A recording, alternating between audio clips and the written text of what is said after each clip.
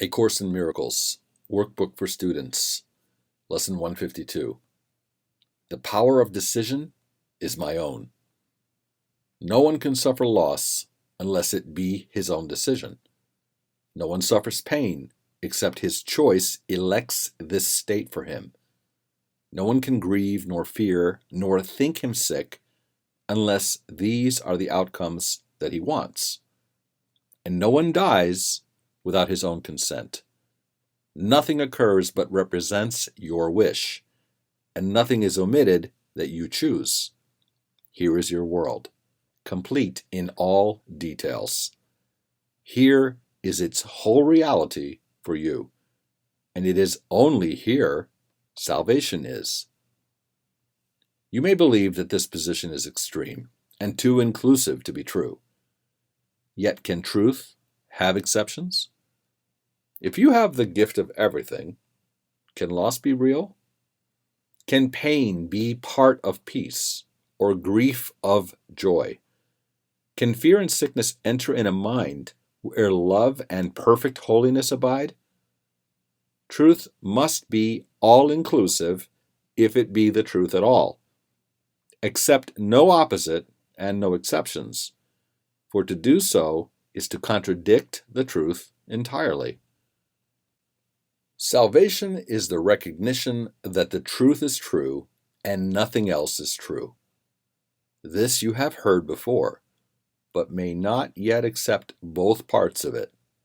Without the first, the second has no meaning, but without the second is the first no longer true. Truth cannot have an opposite. This cannot be too often said and thought about.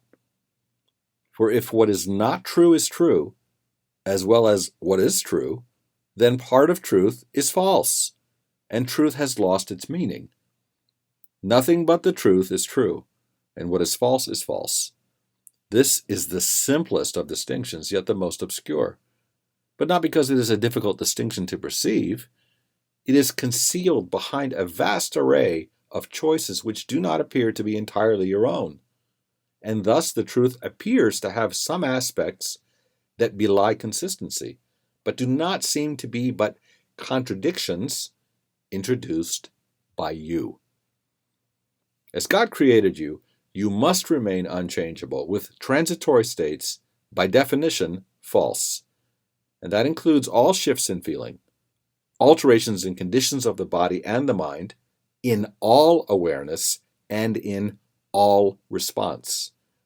This is the all-inclusiveness which sets the truth apart from falsehood, and the false kept separate from the truth as what it is.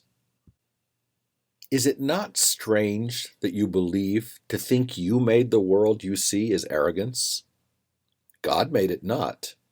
Of this you can be sure. What can he know of the ephemeral, the sinful and the guilty, the afraid, the suffering and lonely, and the mind that lives within a body that must die? You but accuse him of insanity to think he made a world where such things seem to have reality. He is not mad, yet only madness makes a world like this. To think that God made chaos contradicts his will, invented opposites to truth, and suffers death to triumph over life? All this is arrogance.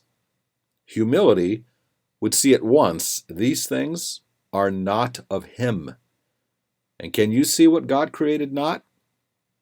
To think you can is merely to believe you can perceive what God willed not to be. And what could be more arrogant than this? Let us today be truly humble and accept what we have made as what it is.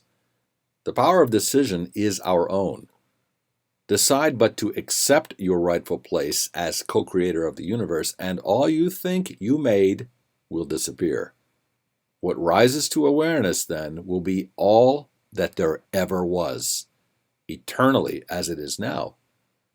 And it will take the place of self-deceptions made but to usurp the altar to the Father and the Son.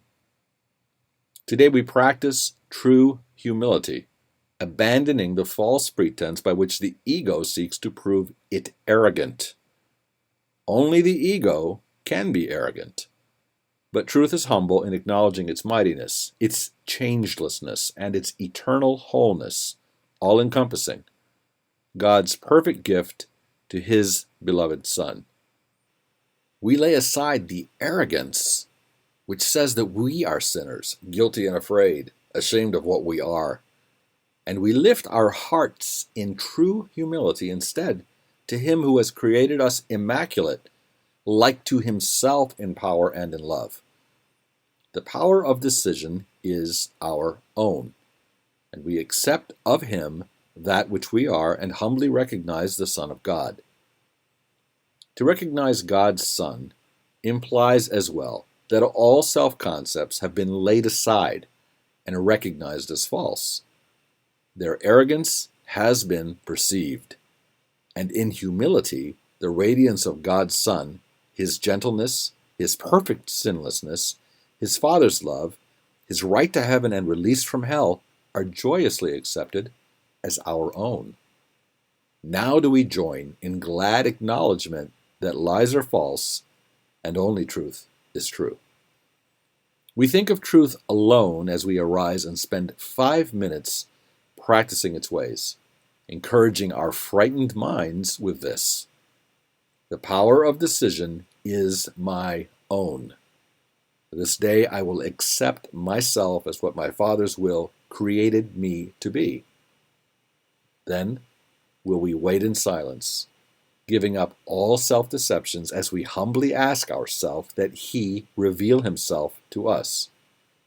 And He who never left will come again to our awareness, grateful to restore His home to God as it was meant to be. In patience, wait for Him throughout the day and hourly invite Him with the words with which the day began, concluding it with this same invitation to yourself. God's voice will answer, for He speaks for you and for your Father.